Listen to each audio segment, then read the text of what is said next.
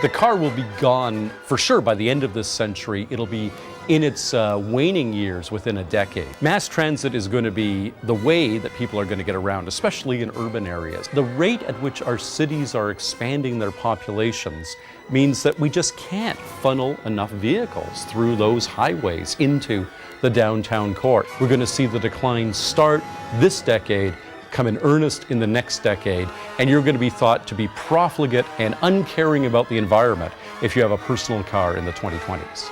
There's no technological barrier to a flying car. The barrier is litigation.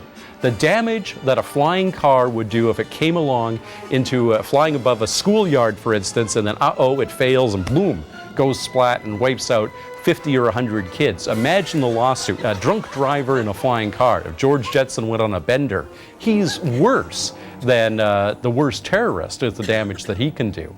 But a computer-controlled flying car that has all kinds of safety precautions built in, well, that's like an airplane flying over a city, and we do allow that.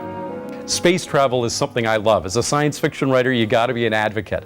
And we're going to see more of what started in the last couple of years, which is space tourism. Space tourism is a wonderfully appealing thing for one big reason: zero gravity or null gravity, being weightless or almost weightless, because everybody becomes a porn star in zero-G. All those acrobatics that you see people do in porno movies that you think, wow, nobody can do those unless you're in tip-top shape, become something that anybody can do when you don't have to have that burden of gravity. Sex tourism to outer space is going to be a huge issue. That said, one of the biggest segments for space tourism is going to be the elderly.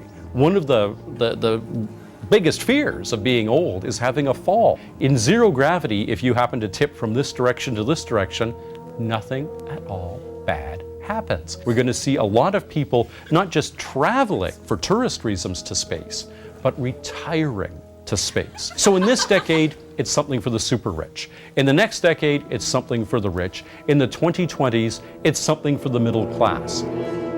Star Trek said you would get dematerialized. Your body would get changed from the matter it's made of into energy that could be beamed or transmitted, like any energy, radio signals, television signals, and reconstituted at the other end. That's what we think of when we talk about teleportation. That will probably never be plausible the way Star Trek did it. But Albert Einstein and some of it, and the people who followed him, came up with some other little interesting tricks of physics, the most interesting one of which has the cool name of quantum entanglement.